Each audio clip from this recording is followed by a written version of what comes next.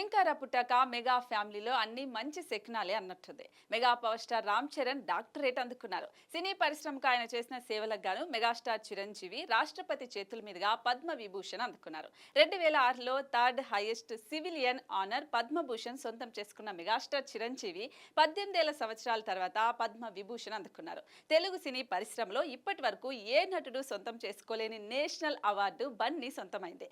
హిందీ, తమిళ, మలయాళం, కన్నడ, బెంగాలీ, మరాఠీ ఇలా ప్రతి ఇండస్ట్రీలోని హీరోలు నేషనల్ అవార్డు సొంతం చేసుకున్నారు. కానీ తెలుగు హీరోలకు నేషనల్ అవార్డు అందని ద్రాక్షలా ఉండేది. కానీ బన్నీ ఆ కలను నిజం చేశారు. ఇక గత ఎన్నికల్లో 2 నియోజకవర్గాల్లో నిలబడితే 2 చోట్ల ఓటమి పాలైన పవర్ స్టార్ పవన్ కళ్యాణ్ ఈ ఎన్నికల్లో 21 నియోజకవర్గాల్లో తన అభ్యర్థులను 100% స్ట్రైక్ రేట్ తో గెలిపించుకోవడమే కాకుండా పిఠాపురంలో భారీ మెజారిటీ సొంతం చేసుకుని కూటమిని విజయ తీరాలకు చేర్చారు. సో క్లింకారా మెగా ఫ్యామిలీకి లక్కీ అనే చెప్పాలి. కానీ ఇప్పటికీ కూడా చరణ్, ఉపాసన దంపతులు క్లింకారా ఫేస్ ని రివీల్ చేయలేదు.